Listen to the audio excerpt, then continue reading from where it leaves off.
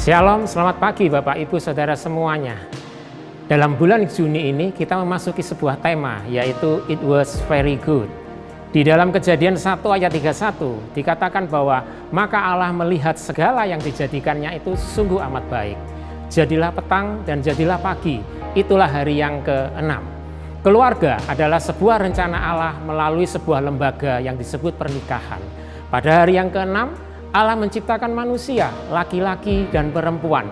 Dan setelah itu Allah mengatakan bahwa sungguh semuanya itu amat baik. Dan pada hari yang ke-7, Allah berhenti dari segala pekerjaannya, lalu memberkati dan menguduskan hari tersebut. Itulah yang disebut Sabat. Inilah sebuah keteladanan dan pola yang Allah mau untuk setiap kita orang yang percaya kepada Kristus untuk melakukannya dan menirunya. Allah memakai keluarga sebagai sarana yang terbaik di dalam menikmati Sabat yang Dia beri. Oleh sebab itu, adalah baik bagi setiap kita untuk memperhatikan keluarga. Keluarga adalah merupakan sebuah komunitas yang paling kecil dalam sebuah tatanan masyarakat, dan melalui keluargalah kita bisa menikmati surga. Itulah yang menjadi keinginan Allah melalui sebuah lembaga yang disebut keluarga. Mari menghormati Allah dengan mengasihi keluarga.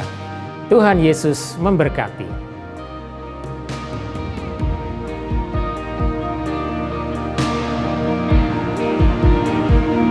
Shalom Bapak Ibu Saudara Jemaat, apa kabar?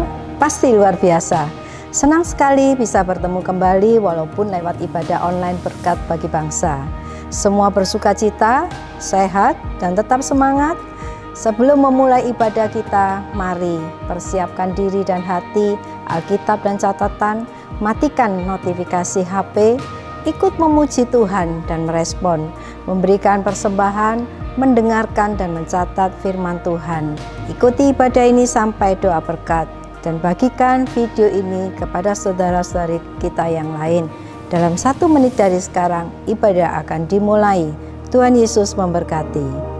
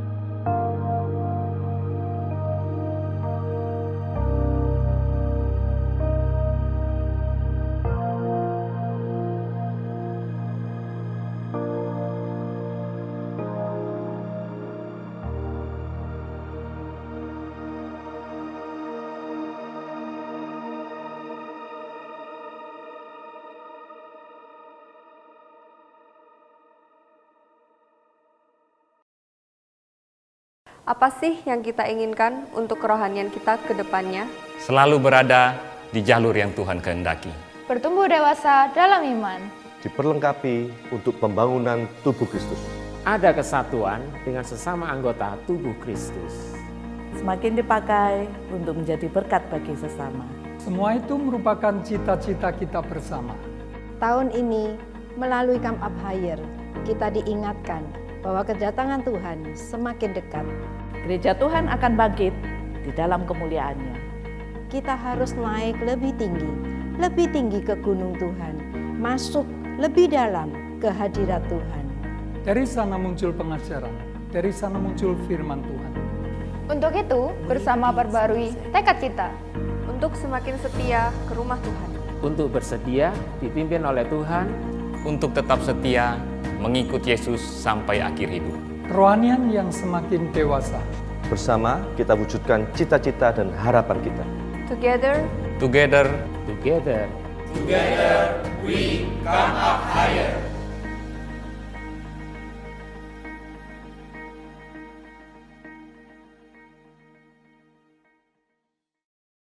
Shalom Jemaat Tuhan, apa kabar saudara hari ini? Saya percaya walaupun saudara di rumah pasti saudara luar biasa. Saya percaya saudara tetap sehat, tetap sukacita untuk memuji Tuhan hari ini. Amin. Dimanapun saudara berada, saya percaya sukacita Tuhan siap melawat saudara. Amin. Sebelum kita berdoa, kita mau sama-sama tundukkan kepala. Kita mau mengucap syukur atas kebaikan Tuhan hari ini yang kita rasakan sepanjang hidup kita.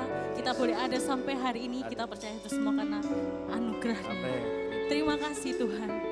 Sungguh kami bersyukur Tuhan atas kebaikan-Mu Tuhan.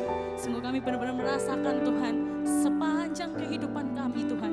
Kasih setia-Mu, penyertaan-Mu Tuhan sempurna atas hidup kami Tuhan.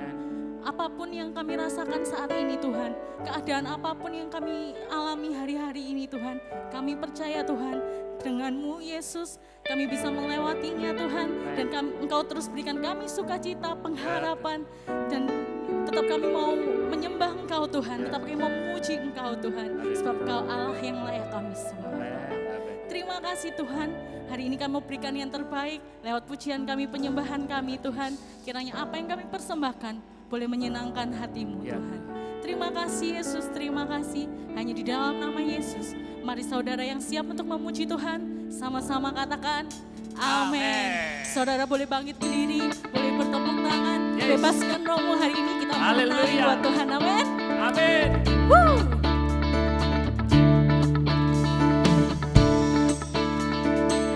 Sama-sama tepuk tangan yuk. Mari katakan syukur bagimu.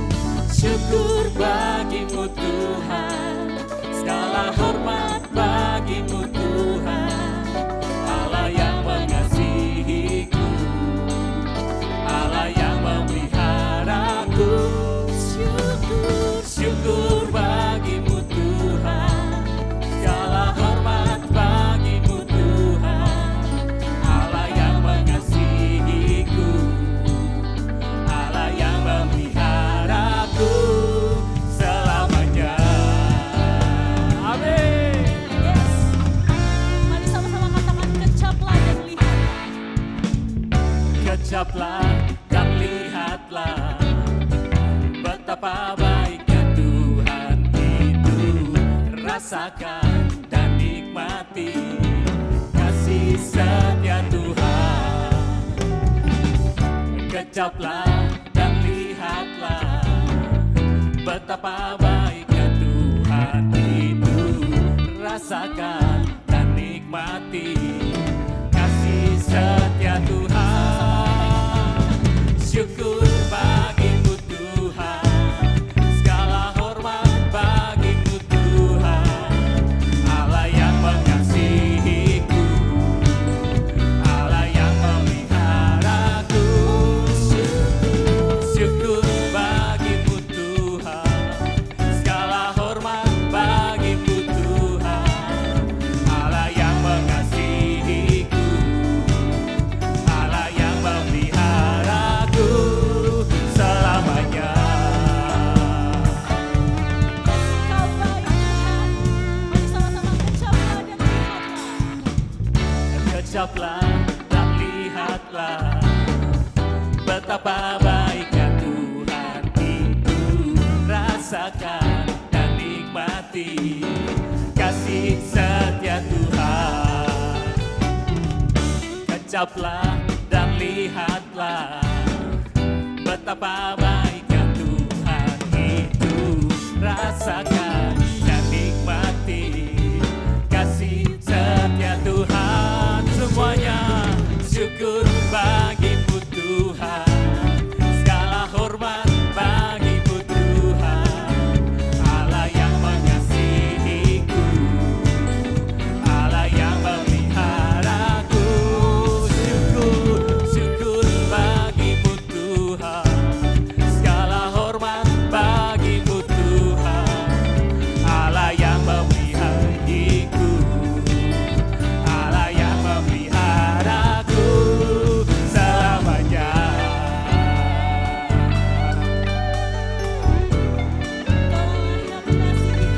Amin.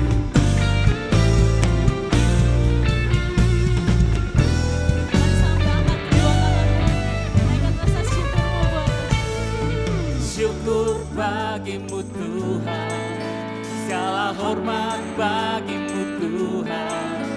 Allah yang mengasihiku, Allah yang memeliharaku. Syukur bagimu Tuhan, segala hormat bagimu Tuhan. Allah yang mengasihiku, Allah yang memeliharaku selamanya. Selamanya, selamanya. Yes, haleluya. Saya percaya sukacita surga. Amin. Kita Terima kasih Yesus Tuhan.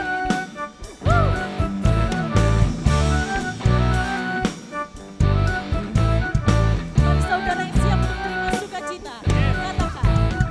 Terima sukacita surga, itulah kekuatan bagi jiwa.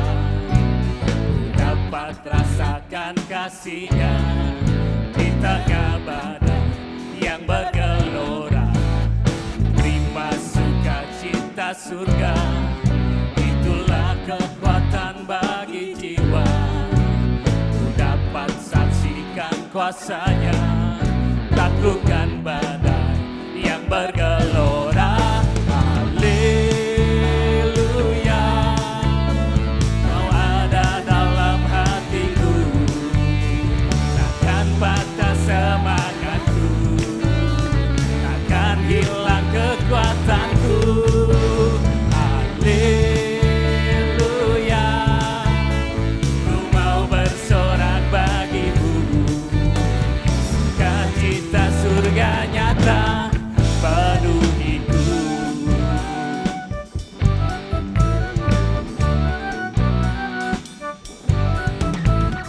Terima sukacita surga, itulah kekuatan bagi jiwa.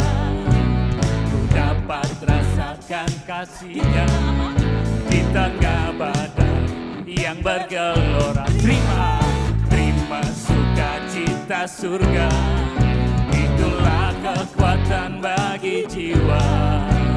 Ku dapat saksikan kuasa-Nya, taklukkan badai yang bergelora. Haleluya, Kau ada dalam hatiku, takkan patah semangatku, semangat takkan hilang kekuatanku. Haleluya, ku mau bersorak bagimu, sukacita surga nyata penuhiku.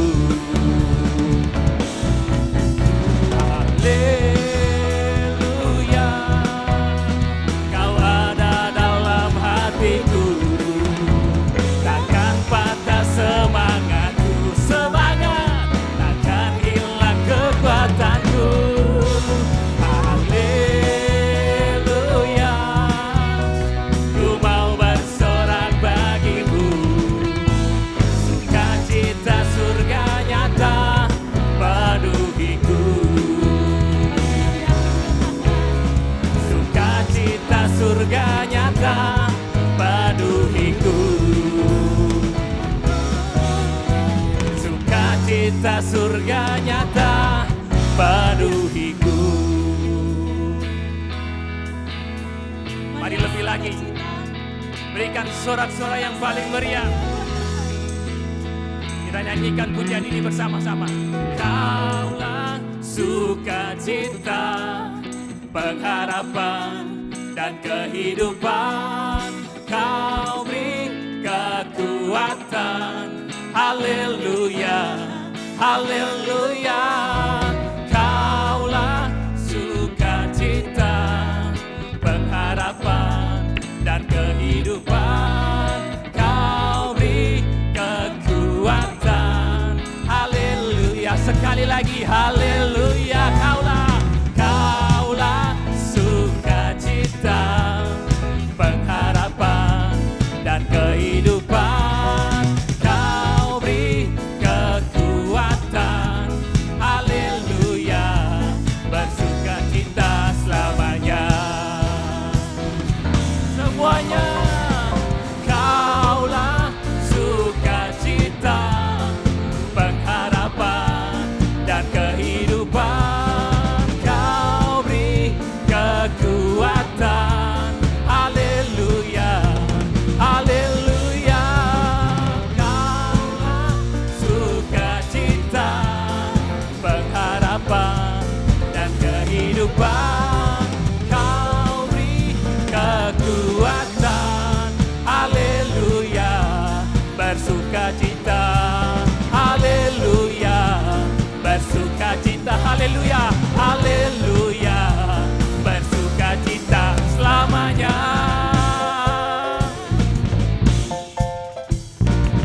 Yang bersukacita boleh sekali lagi berikan sorak-sorai yang paling meriah. Amin.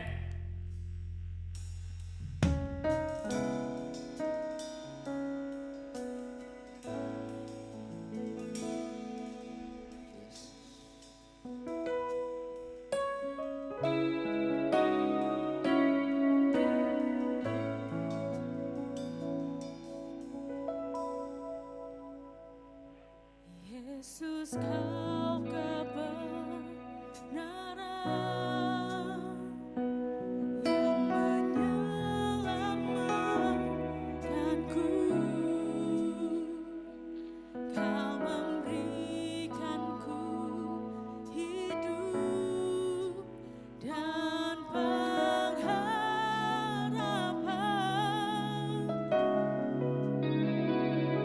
Ku ikut kehendak-Mu.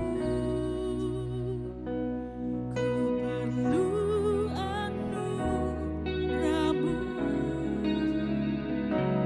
Ku nyatakan janji-Ku kepadamu.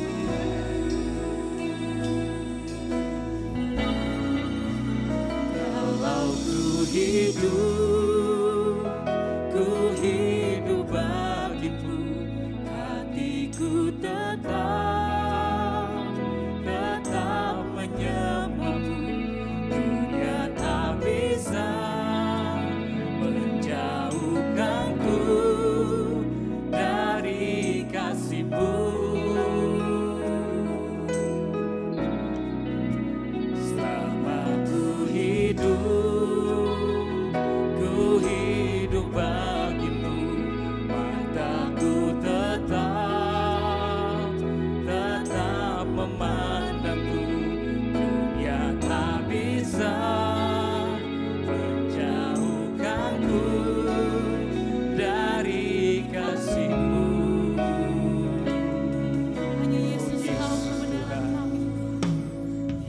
Yesus kau kebenaran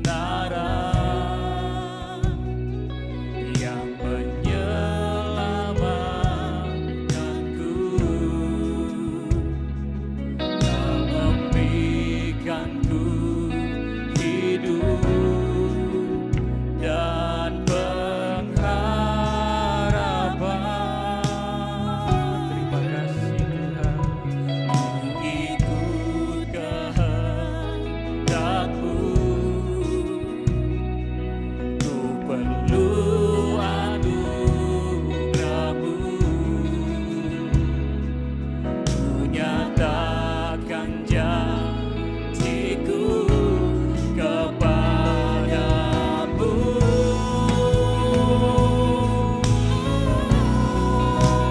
Kalau ku hidup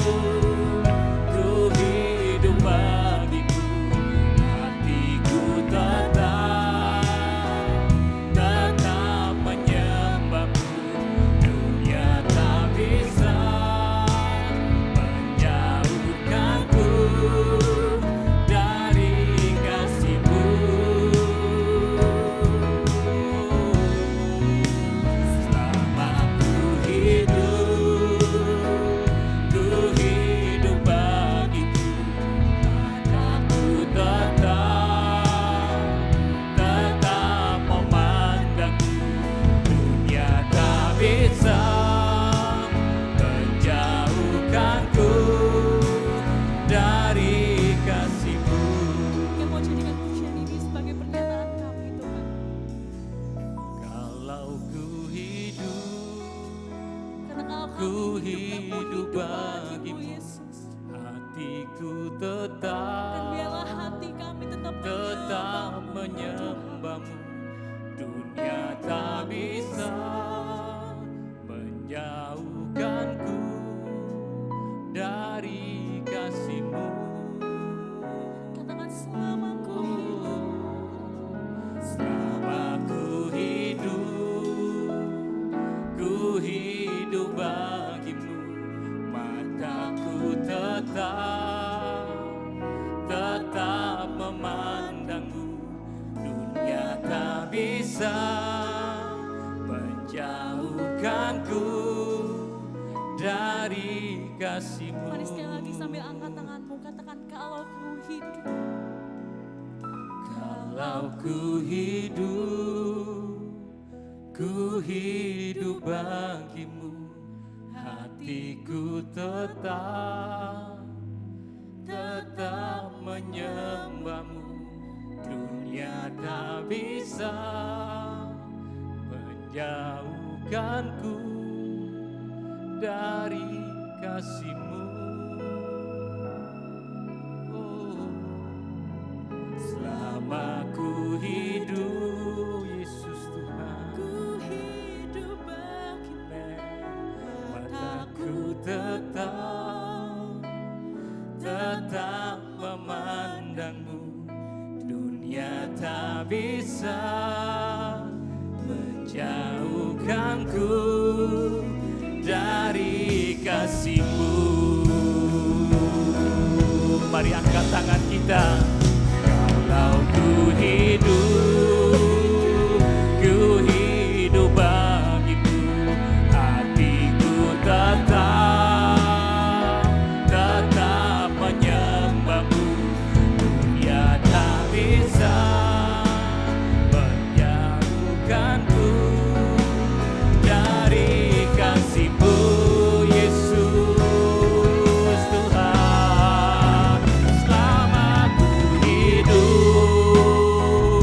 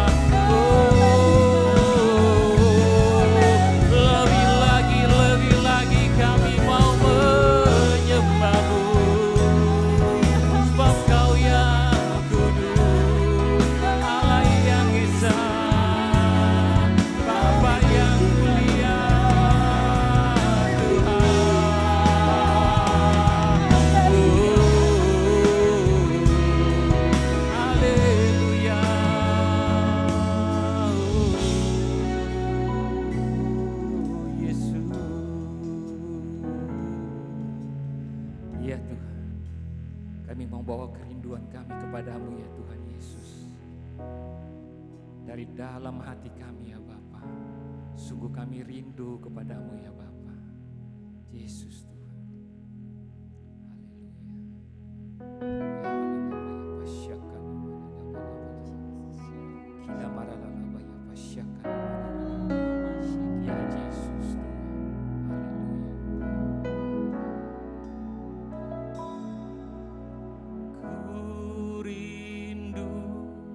Setiap waktu hidupi kebenaran-Mu, bukan dengan kuatku, namun karena Roh-Mu. Yesus, Kau yang ku pegang. Mari sama-sama naikkan pujian ini. Katakan Engkaulah Tuhan. Engkaulah Tuhan. Engkaulah Raja. Berdaulat atas hidupku. Ku berserah. Tuhan, Engkaulah Tuhan, Engkaulah Raja, Kau yang berdaulat Tuhan, berdaulat atas hidupku, ku berserah.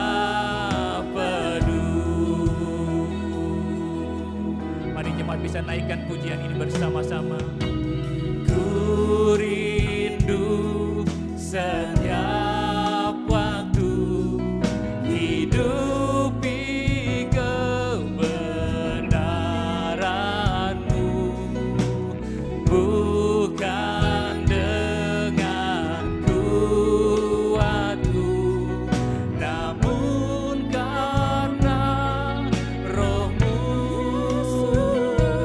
Yesus, Kau yang ku pegang teguh. Mari nyatakan imanmu kepada Tuhan kita. Katakan Engkaulah Tuhan, Engkaulah Tuhan. Sebab Dialah Raja dalam hidup kita. Raja berdaulat atas hidupku, ku berserah penuh. Engkaulah Tuhan, Engkaulah Tuhan, Engkaulah Raja. Oh Yesus Tuhan, berdaulat atas hidupku, ku berserah penuh. Mari sambil angkat tangan kita. Engkaulah Tuhan, kami nyatakan bahwa Engkau Yesus satu-satunya Tuhan dalam hidup kami. Tidak ada yang lain, hanya selain Engkau yang kami sembah Tuhan. berdaulat atas hidupku, ku berserah penuh.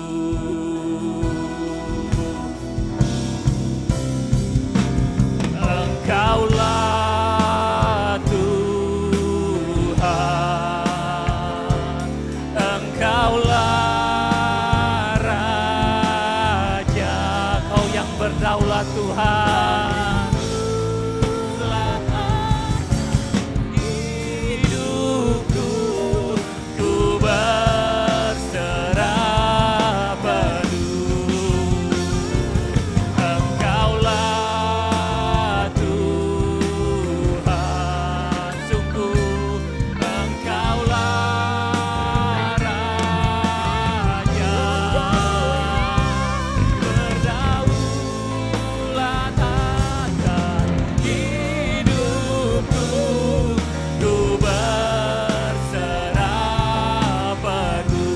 Tuhan berdaulat. Berdaulat atas hidupku, ku berserah penuh. Sekali lagi, berdaulat atas hidupku, ku berserah penuh. Yesus Tuhan, boleh berikan sorak-sorai yang paling meriah buat Tuhan kita, Yesus Kristus. Haleluya, haleluya, haleluya. Terima kasih ya Tuhan Yesus.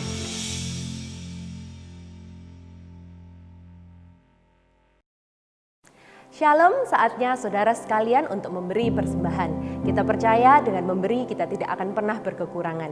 Kita baca satu ayat di Lukas 6 ayat 38. Berilah dan kamu akan diberi, suatu takaran yang baik, yang dipadatkan, yang digoncang dan yang tumpah keluar akan dicurahkan ke dalam ribaanmu. Sebab ukuran yang kamu pakai untuk mengukur akan diukurkan kepadamu. Mari bersama-sama terlibat dalam pengembangan pekerjaan Tuhan di gereja ini. Mari kita berdoa. Tuhan Yesus, terima kasih, sebentar lagi kami akan memberikan persembahan, biarlah hal ini menyenangkan hati-Mu. Terima kasih Engkau sudah memelihara kami sehingga kami bisa memberi. Dalam nama Tuhan Yesus kami sudah berdoa. Amin. Saudara bisa memberikan persembahan perpuluhan dan persembahan misi melalui nomor yang tertera di bawah ini.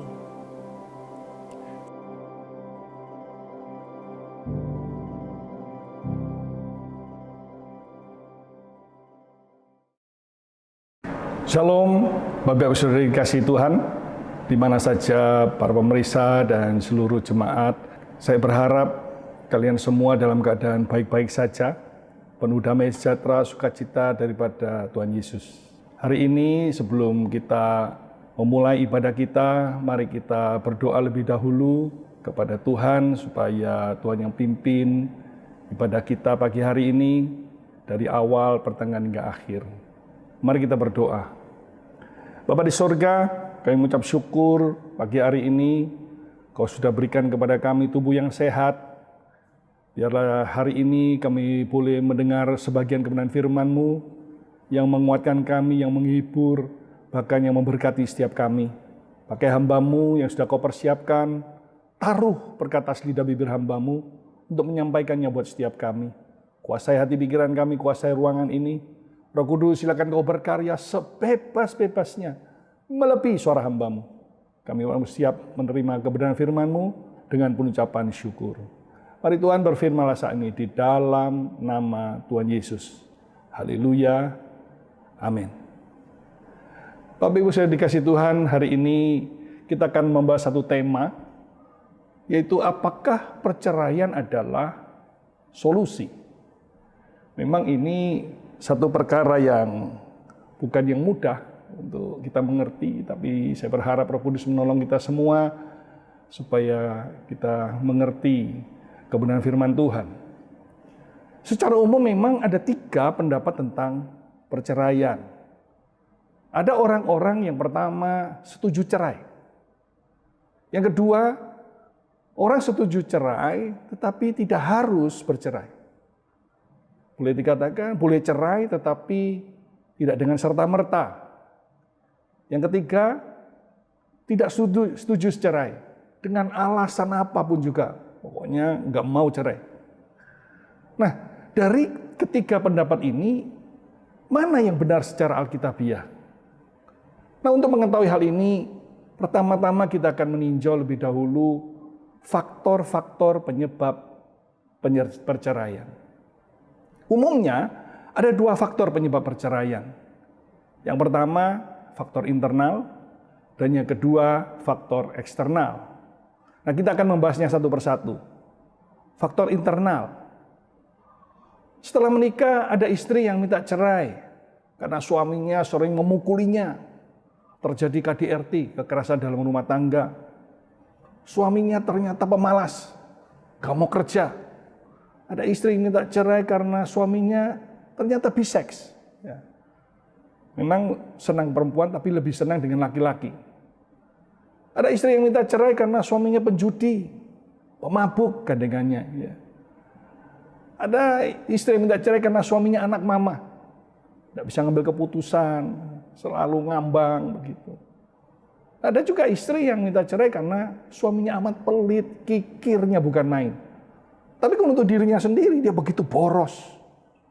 Tapi kalau untuk istri dan anak-anak begitu kikir, pelit. Sehingga akhirnya istrinya nggak tahan dan dia menuntut cerai. Faktor internal ada terhadap suami. Ada suami ya setelah menikah dia menggugat cerai istrinya karena istrinya galak. Kalau marah suka pukul, cakar gitu ya. Suami minta cerai karena istrinya bawel, cerewet, ngomongnya banyak sekali. Istrinya nggak mau tahu urusan rumah tangga. Senangannya hanya bersolek, main HP. Ada yang suami minta cerai karena istrinya boros. Nggak bisa diajak hidup sederhana. Senangannya beli barang berandang yang branded, yang mahal-mahal. Bahkan seringkali membeli hal-hal yang tidak penting. Itu faktor internal yang biasanya menyebabkan orang bercerai. Nah sekarang kita lihat dari faktor eksternal. Setelah menikah beberapa tahun, ada pasturi yang memutuskan untuk bercerai dikarenakan apa? Sudah tidak merasa ada kecocokan lagi. Sehingga si suami punya Will, wanita idaman lain. Si istri punya Phil, pria idaman lain. Ada juga minta cerai karena ada musibah yang terjadi dalam rumah tangganya. Pasangannya mungkin mengalami musibah kecelakaan sehingga tidak ada berfungsi sebagaimana mestinya. Stroke, ada yang lumpuh, mungkin sampai koma. Ada juga yang minta cerai karena belum punya anak, keturunan setelah menikah bertahun-tahun. Ada juga yang minta cerai karena masalah ekonomi. Nah, kalau kita mau berpikir jernih, sebenarnya faktor internal dan faktor eksternal itu tidak bisa dijadikan alasan untuk bercerai. Mengapa, saudara? Karena faktor internal itu sebenarnya sudah dapat diketahui sebelum pernikahan dilaksanakan. Faktor internal itu tidak mungkin jadi alasan perceraian. Kalau kita sudah melakukan hal-hal di bawah ini, yang saya sebutkan, sebelum memutuskan untuk menikah. Karena itu saya pesan buat orang-orang muda yang belum menikah, sebelum kalian menikah, bawa atau gumulkan dalam doa terus pasangan saudara. Tanya kepada Tuhan, apakah betul dia itu calon suamiku? Apakah betul dia itu calon istriku? Apa betul dia itu tulang rusukku? Gumulkan di dalam doa. Yang kedua, kenali calon saudara itu sedalam-dalamnya. Bobot bibit bebetnya. Kekurangan-kekurangannya, kelebihan-kelebihannya. Terus istimewa karakternya. Jadi jangan menikah itu cuma karena gantengnya, cantiknya, kayanya, atau mapannya. Tapi kenali betul-betul. Makanya di dalam masa berpacaran ya, sebelum menikah itu buka mata lebar-lebar. Buka mata lebar-lebar. Memang seringkali yang membuat orang tidak bisa melihat sejelas-jelasnya calon pasangannya. Karena kalau sudah jatuh cinta, kata almarhum Gomblo, tai kucing pun rasa coklat. Ada kata-kata bijak berkata, bukalah mata kita lebar-lebar sebelum menikah, dan biarkan mata kita setengah terpejam sesudahnya. Jadi kalau sebelum menikah, saudara buka mata lebar-lebar, lihat. Bagaimana karakternya, bagaimana sifat-sifat daripada calon pasangan saudara. Nah demikian pula dengan faktor eksternal. Sebenarnya faktor eksternal itu tidak dapat dijadikan alasan bubarnya satu pernikahan. Mengapa, saudara? Karena bukankah pada waktu peneguhan dan pemberkatan nikah, mereka sudah diminta komitmennya dalam bentuk janji nikah. Yang isinya antara lain akan tetap setia dalam keadaan suka dan duka, sehat ataupun sakit, kaya ataupun miskin. Di mana ikrar janji tersebut disaksikan oleh para undangan, kedua orang tua mempelai. Teristimewa disaksikan oleh Tuhan Yesus yang saya yakin hadir di tengah-tengah acara peneguhan dan pemberkatan nikah itu. Seharusnya masa eksternal ini harus dihadapi bersama. Karena sebagai pasangan suami istri, mereka bukan lagi dua, melainkan satu. Matius 19 ayat 6 berkata, demikianlah mereka bukan lagi dua, melainkan satu. Karena itu apa yang telah dipersatukan Allah tidak boleh diceraikan oleh manusia. Jadi alasan sudah merasa tidak ada kecocokan lagi, memang tidak ada dua orang yang cocok. Pasti, karena apa? Karena kita dari latar belakang yang berbeda, punya kebiasaan yang berbeda, punya karakter yang berbeda. Dan itu tidak mudah. Ya. Tidak ada yang cocok memang. Nah seringkali karena tidak cocok akhirnya si suami ya, punya will, si istri punya pil. Nah kalau itu masing-masing tolong koreksi diri. Kenapa itu sampai terjadi? Saya percaya kalau itu sampai terjadi, keduanya salah. Ayo koreksi masing-masing. Kenapa sampai si suami punya wanita idaman lain? Kenapa sampai si istri punya idaman lain? Atau mungkin ketika terjadi musibah yang menyebabkan pasangan tidak dapat fungsi sebagaimana mestinya. Stroke, lumpuh misalnya. Nah, harus ada tenggang rasa, tidak boleh egois. Kalau misalnya itu si suami yang mengalami musibah. Sebagai istri, ya kita harus tetap setia. Karena kita sudah berjanji di hadapan Tuhan. Jangan ada seperti orang berkata, ada uang ada bang sayang, tidak ada uang abang ditendang. Nah, harus berpikir begini sebaliknya. Bagaimana seandainya musibah itu terjadi pada diri sang istri? Kalau kita sebagai istri mengalami hal seperti itu, kemudian suami meninggalkan kita, bagaimana perasaan kita? Jadi harus ada tenggang rasa, tidak boleh egois. Atau mungkin alasan belum punya anak, keturunan setelah menikah bertahun-tahun. Nah, sepertinya ini sudah bisa diketahui pada masa konseling pranikah. Di mana di dalam konseling pranikah itu pastilah si konselor, mungkin hamba Tuhan yang akan menikahkan, mempertanyakan bagaimana seandainya kalau si suami itu atau dalam keluarga itu tidak mempunyai keturunan, tidak punya anak. Nah, ini harus penting diketahui bahwa anak itu adalah milik Tuhan yang dipercayakan pada satu keluarga. Jadi kalau memang Tuhan mempercayakan, ya diterima dengan sukacita. Tetapi ada orang yang sudah punya suami istri, pakai sampai bayi tabung dan sebagainya, tapi juga nggak bisa dapat juga karena memang Tuhan mungkin tidak ingin memberikan itu, kepercayaan itu. Tapi ada juga keluarga yang mungkin nggak kepingin punya anak, kasih anak terus. Nah itu bisa terjadi. Jadi sebelumnya harusnya itu sudah disepakati. Dalam konseling pernikahan harus ada keterbukaan. Bagaimana kalau seandainya tidak ada keturunan? Kalau mereka ada yang satu bilang, wah kalau aku nikah nggak punya keturunan, ya lebih baik aku nggak nikah. Nah kalau seperti itu, maka ya jangan menikah. Karena belum tentu kan kita nggak tahu ke depannya. Jadi kalau sudah sepakat misalnya, oh ya kalau nggak bisa nggak punya anak ya adopsilah dan lain sebagainya.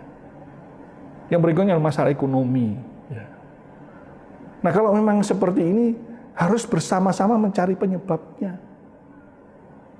Karena bukankah Allah telah berjanji dalam Matius 6 ayat 33. Carilah dahulu kerajaan Allah dan kebenarannya. Maka semuanya, sandang, pangan, papan akan ditambahkan kepadamu. Jadi kalau sampai kita sebagai keluarga Kristen, kita mengalami kekurangan, sampai nggak bisa makan, wah ini saya kira something wrong, sesuatu ada yang salah. Karena bukankah Tuhan sudah berjanji dalam Filipi 4:19, Allahku akan memenuhi segala kebutuhanku menurut kekayaan dan kemuliaannya. Jadi kalau itu memang kebutuhan kita, pasti Tuhan sediakan. Jadi mungkin kalau sampai terjadi kekurangan, ya coba kita koreksi. Jangan-jangan karena sering bertengkar, ribut di dalam keluarga, ribut terus bertengkar. Suami, istri, orang tua dengan anak, tidak ada kerukunan. Padahal Mazmur 133 ayat 1-3 berkata, di mana ada kerukunan, disitulah Tuhan memerintahkan berkat-berkat-Nya. Jadi coba dikoreksi. Ya. Mungkin karena ribut terus nggak ada berkat. Bahkan Tuhan berkata kalau kita ini sama keluarga, ada mesbah keluarga, merenungkan firman Tuhan siang dan malam, dan kita menjadi pelaku-pelaku firman taat. Tuhan berkata perjalananmu akan berhasil dan beruntung. Jadi kalau sampai terjadi masalah dalam masalah ekonomi, coba dikoreksi. Jangan-jangan karena besar pasak daripada tiang. Ada banyak orang, kekurangan itu bukan karena tidak ada hasil atau kurang hasilnya, tapi karena tidak memanage keuangannya dengan baik. Saya yakin kalau kita bisa memanage keuangan kita dengan baik, tidak akan pernah sampai kekurangan. Jadi dari di sini kita belajar bahwa sebenarnya dari faktor internal maupun faktor eksternal itu tidak bisa dijadikan alasan untuk bercerai. Karena saya katakan tadi, kalau dalam faktor internal di mana istri minta cerai karena suaminya sering memukul, sebenarnya kalau masa pacaran itu kita buka mata lebar-lebar, pasti ketahuanlah dalam masa pacaran itu. Kalau pacarnya saja sudah sering mukul pada waktu pacaran, emosi, itu biasanya karakter itu akan berlanjut. Nggak mudah untuk berubah. Itu akan diteruskan nanti pada saat pernikahan. Kalau si suami itu dikatakan malas, itu pasti sudah kelihatan. Bangunnya siang, gak mau kerja. Atau mungkin kalau kikir sekali, bisa lihat kalau pergi kemana-mana bersama. Maunya cuma gandol terus gitu ya. Gak mau keluar uang dari koceknya. Kelihatan ini kikir ini. Itu akan berlanjut. Demikian juga sebagai suami. Kalau kita sungguh-sungguh melek, membuka mata lebar-lebar pada masa pacaran, kita akan melihat, wah calonku ini kok bawel sekali, ngomong terus banyak. Itu terus akan berlanjut itu. Apalagi kalau dia suka main pukul, cakar. Dalam masa pacaran itu sudah kelihatan. Ya. Jadi kalau memang sudah kelihatan dalam masa pacaran itu, nah kalau kita nggak suka, ya jangan menikah dengan dia. Nah kalau tidak menikah kan tidak akan terjadi perceraian. Makanya di sini kita bisa belajar ternyata faktor internal maupun faktor eksternal itu tidak bisa dijadikan alasan untuk kita menikah. Itu poin yang pertama. Yang kedua, apakah perceraian adalah solusi? Yang kedua dapat kita tinjau dari sudut pandang hakikat pernikahan itu sendiri. Jadi dari sejarah manusia yang melangsungkan pernikahan pertama kalinya adalah Adam dan Hawa. Pernikahan itu pertama-tama adalah karena inisiatif Allah. Dalam Kejadian 2 ayat 18 berkata, Tuhan Allah berfirman, tidak baik kalau manusia itu seorang diri saja. Aku akan menjadikan penolong baginya yang sepadan dengan dia. Aku akan menjadikan penolong baginya yang sepadan dengan dia. Jadi pernikahan itu adalah inisiatif Allah. Yang kedua, pernikahan itu yang merancangkan juga Allah. Dalam Kejadian 2 ayat 21-22. Lalu Tuhan Allah membuat manusia itu tidur nyenyak. Ketika ia tidur, Tuhan Allah mengambil salah satu rusuk daripadanya, lalu menutup tempat itu dengan daging. Dan dari rusuk yang diambil Tuhan Allah dari manusia itu, dibangunnyalah seorang perempuan. Jadi yang merancang itu Allah, karena Tuhan mengambil salah satu tulang rusuk dari Adam. Dan dari tulang rusuk dibangunlah seorang perempuan Hawa. Yang merancangkan Allah. Yang ketiga, yang mempertemukan juga Allah. Karena dikatakan ayat ke-22 Kejadian 21, Kejadian 2 ayat 22 ayat yang bagian terakhir. Di sana dikatakan lalu dibawanya kepada manusia itu. Jadi Hawa setelah dibangun oleh Allah, dipertemukan oleh Allah. Jadi, apakah saudara pernah berpikir, kalau saudara yang sudah menikah, kenapa saudara bisa menikah dengan pria ini? Kenapa saudara bisa menikah dengan wanita ini? Mungkin pacaran sudah 10 kali, 15 kali, tidak bisa jadi. Tidak jadi. Tapi yang ini jadi. Nah, pertanyaan siapa yang mempertemukan? Allah. Makanya ada peribahasa yang berkata, asap di gunung, garam di laut, bertemu dalam satu belanga. Artinya jodoh seorang bisa saja berasal dari tempat yang jauh, tetapi akhirnya bertemu juga. Saya punya teman, dia orang Surabaya ceweknya. Suaminya orang Papua. Kalau dipikir-pikir, kok ya sih jauhnya nemen gitu ya. Apakah di Surabaya nggak ada pria yang baik, yang ganteng misalnya, yang cocok? Demikian juga si pria. Apa di Papua tidak ada yang cocok sama dia? Yang sesuai dengan keinginannya?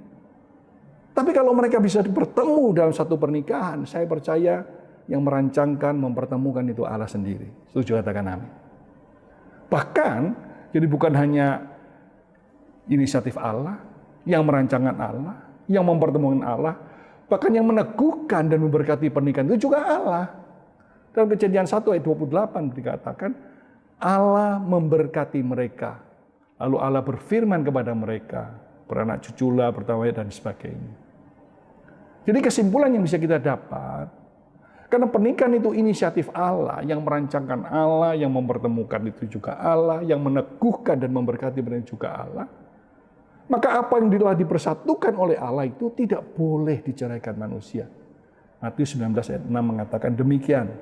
Hanya kematianlah yang boleh memisahkannya. Bahkan Maliaki 2 ayat 16 menegaskan, Allah membenci perceraian. Jadi kalau kita kembali pada pertanyaan, awalnya apakah perceraian adalah solusi? Dan kita tahu secara umum tadi dikatakan ada 3 pendapat tentang perceraian. Mana dari 3 pendapat itu yang alkitabiah? Yang pertama, orang-orang yang berpendapat setuju cerai. Kalau orang itu setuju cerai, maka ketika terjadi sesuatu, dia akan cari ayat-ayat pendukung di Alkitab yang masuk akal, nggak masuk akal, pokoknya cari pembenaran supaya dia bisa cerai. Itu orang yang setuju cerai. Yang kedua, orang yang berpendapat setuju cerai tetapi tidak harus bercerai. Boleh cerai tetapi tidak serta-merta. Atau boleh saya bahasakan dalam kalimat yang lain, boleh cerai kalau sudah tidak tahan. Boleh cerai kalau sudah tidak kuat. Artinya apa? Kalau tahan, kalau kuat, ya jangan cerai, kan begitu. Nah, timbul pertanyaan, kekuatan kita itu berasal dari mana? Tuhan. Kekuatan itu sifatnya bagaimana? Tidak terbatas. Jadi selama kita mengandalkan kekuatan dan kuasa Tuhan yang tidak terbatas itu, yakinlah, rumah tangga yang mau bercerai pun pasti dapat Tuhan pulihkan. Setuju katakan amin. Pendapat yang ketiga yaitu orang-orang yang berpendapat tidak setuju cerai dengan alasan apapun. Memang ketiga pendapat ini memang tidak dapat dicarikan titik temunya. Tidak ada titik temunya. Sebab sejak zaman Tuhan Yesus pun sudah terjadi pro dan kontra. Tetapi kalau kita tinjau dari faktor internal dan faktor eksternal penyebab perceraian yang sudah kita bahas tadi. Demikian juga bila kita tinjau dari hakikat pernikahan, pertanyaan apakah perceraian ada solusi? Saya berani menegaskan, sesuai firman yang sudah kita bahas tadi, jawabannya adalah perceraian bukanlah solusi. Jadi apa yang sudah dipersatukan Allah tidak boleh diceraikan manusia. Dengan alasan apapun. Karena Allah membenci perceraian. Mungkin ada jemaat pemirsa yang bertanya, "Loh Pak, bagaimana kalau suaminya itu mukuli terus istrinya? Kalau nggak boleh cerai, kan bisa mati Pak si istri." Nah, sebagai hamba Tuhan, apa yang kita lakukan kalau misalnya si suami mukuli terus istrinya? Sementara dipisahkan. Bukan diceraikan, sementara dipisahkan. Terus suami dan istri dipisahkan dulu. Diberi konseling. Dikonselingi si suami sendiri, si istri sendiri dikonselingi. Sampai mereka benar-benar mengerti, sampai mereka benar-benar bertobat, sampai mereka benar-benar punya kesepakatan, oke, kita akan bersatu kembali, baru dipersatukan. Kalau memang mereka lantas mereka tidak bisa di sana, ya jangan dipersatukan. Nanti bisa mati juga begitu. Tapi saya percaya, saudara, sebagai orang percaya, kalau sudah tetap percaya sampai hari ini, kuasa dan mujizat Tuhan terjadi. Saya yakin kalau kita terus bawa dalam doa, kita gumulkan dalam doa, karena Tuhan rindu setiap rumah tangga Kristen itu rumah tangga yang berbahagia, diberkati, dan kekal sampai selama-lamanya. Dia pasti menolong, dia akan pulihkan keluarga kita. Nah, untuk mengakhiri firman Tuhan yang saya sampaikan, ada sebuah kesaksian, di mana ada sebuah rumah tangga di Solo waktu itu. Baru saja mereka menikah, ya, suami istri menikah. Memang si istri belum terlalu mengenal, sebetulnya jauh mengenal pribadi daripada suami. Tapi karena sudah cinta, akhirnya dia menikah juga. Tapi ternyata setelah menikah, baru ketahuan, ternyata si suami itu jarang di rumah, suka main perempuan, ya judi, ya mabuk, pukul. Tapi si istri, karena dia sudah mengambil komitmen dalam pernikahan yang disaksikan oleh jemaat, orang tua, dan Tuhan Yesus, dia mempertahankan, dia bawa dalam doa, terus masuk dalam doa. Suaminya seringkali pulang, sudah larut malam, kadang-kadang pagi pulang. Barang-barang rumah dijuali semua, sampai habis. Ketika satu kali dia sudah kalah, datang lagi minta. Si istri sudah nggak ada lagi, barangnya sudah kau jual. Marah, dipukul istrinya. Tapi si istrinya, dia tidak sakit hati. Dia tetap berdoa, di bawah doa. Satu kali si suami waktu pulang setelah kalah main, dia cari istrinya pagi-pagi. Oh, dipanggil-panggil kok nggak ada, biasanya muncul. Dia cari-cari, ternyata istrinya sedang berdoa di ruang doa. Di rumah itu, si suami marah, diambil air, dikebyur air bayu sampai kedinginan si istri. Tapi istri tetap baik. Kamu sudah makan belum? Kalau belum, aku sudah akan siapkan. Seperti itu.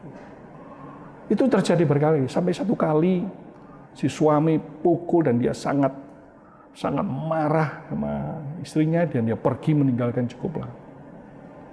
Nah, satu kali waktu dia kembali dalam keadaan emosi, marah karena kalah, dia ingin tahu, kok dia lihat istrinya sedang ada dalam ruang doa.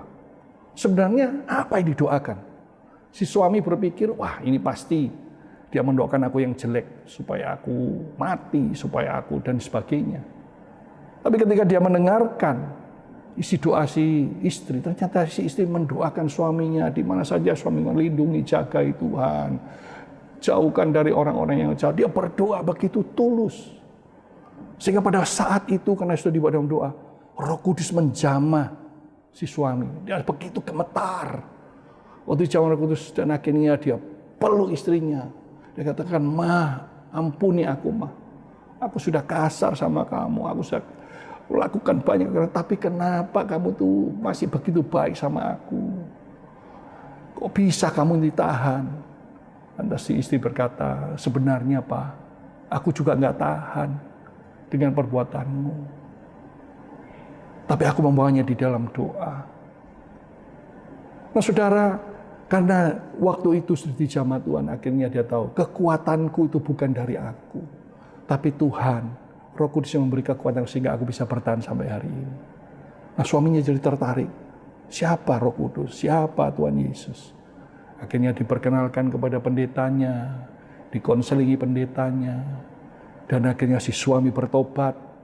Dia minta dibaptis, menerima Yesus sebagai Tuhan dan Juru Selamatnya. Nah setelah itu mereka rajin ke gereja, berdoa, akhirnya masuk dalam pelayanan. Dan sudah tahu, hari-hari ini mereka berdua dipercayakan Tuhan untuk menggembalakan satu jemaat. Terpujilah nama Tuhan. Jadi karena itu hari ini, saya ingin sampaikan kepada setiap saudara, perceraian bukanlah solusi. Selama saudara mau membawa kepada Tuhan, Selama kita terus menyertakan Tuhan dalam mahligai rumah tangga kita, Dia akan menjaga rumah tangga kita. Terpujilah nama Tuhan, di dalam nama Yesus, biarlah semua yang sudah mendengar ini diberkati. Mari kita berdoa. Bapa di sorga, ucap syukur atas firman-Mu. Jadikan kami bukan sebagai pendengar-pendengar, tapi jadikan kami pelaku-pelaku firman. Sehingga tidak terbersit sedikit pun dalam pemikiran kami untuk kami bercerai ketika ada masalah dan persoalan, karena kami tahu Engkaulah kekuatan kami, Engkaulah Allah yang mengasihi kami, Engkau Allah yang mempertemukan kami, merancangkan buat kami, bahkan Engkau yang memberkati meneguhkan pernikahan kami. Kuatkan kami Tuhan. Kami percaya jemaat-Mu di mana saja berada, Tuhan, kalau hari-hari ini mereka mengalami hal yang buruk, Tuhan, biar Kau menjamah, mengeluarkan kekuatan, penghiburan mereka, sehingga rumah tangga ini bisa Kau pulihkan kembali seperti saya, bahkan lebih lagi yang indah, Tuhan. Terima kasih Tuhan, terpujilah nama-Mu. Di dalam nama Tuhan Yesus kami sudah berdoa. Haleluya, amin. Tuhan Yesus memberkati kita semua. Haleluya. Shalom, jemaat Bapak Ibu Saudara yang dikasihi Tuhan, bersyukur kita sudah diberkati oleh kebenaran firman Tuhan. Rancangan Tuhan buat keluarga selalu baik. Pernikahan itu inisiatif Allah, yang merancangkan Allah, yang mempertemukan, meneguhkan, dan memberkati itu juga Allah. Kita percaya Tuhan akan menjadikan keluarga kita kuat, gereja yang kuat, dan bangsa yang kuat.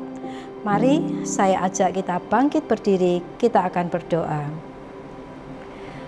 Tuhan, Engkau memberkati hamba-Mu, Bapak Pendeta Insinyur Fatoni Pranoto, yang sudah menyampaikan kebenaran firman-Mu, Tuhan.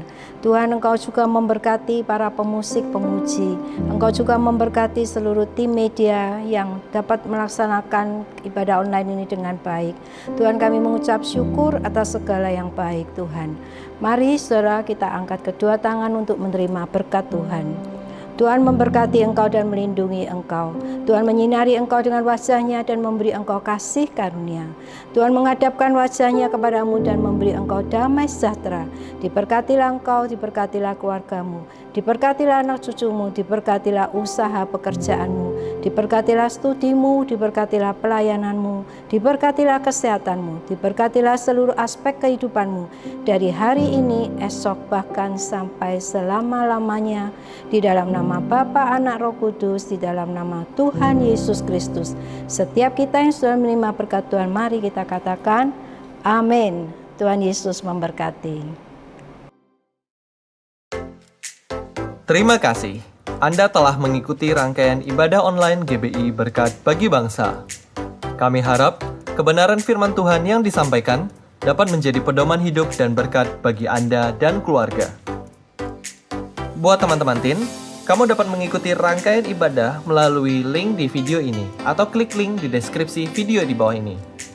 Untuk adik-adik kids, jangan lewatkan ibadah hari ini. Adik-adik dapat melihatnya dari link di deskripsi video di bawah ini. Apabila saudara ingin tahu lebih lanjut tentang pelayanan GBI Berkat Bagi Bangsa, saudara dapat menghubungi sekretariat melalui info yang tertera. Mari kita saling menguatkan dan menyebarkan pengharapan baru dengan membagikan video ini. Sampai jumpa di ibadah minggu depan, dan Tuhan Yesus memberkati.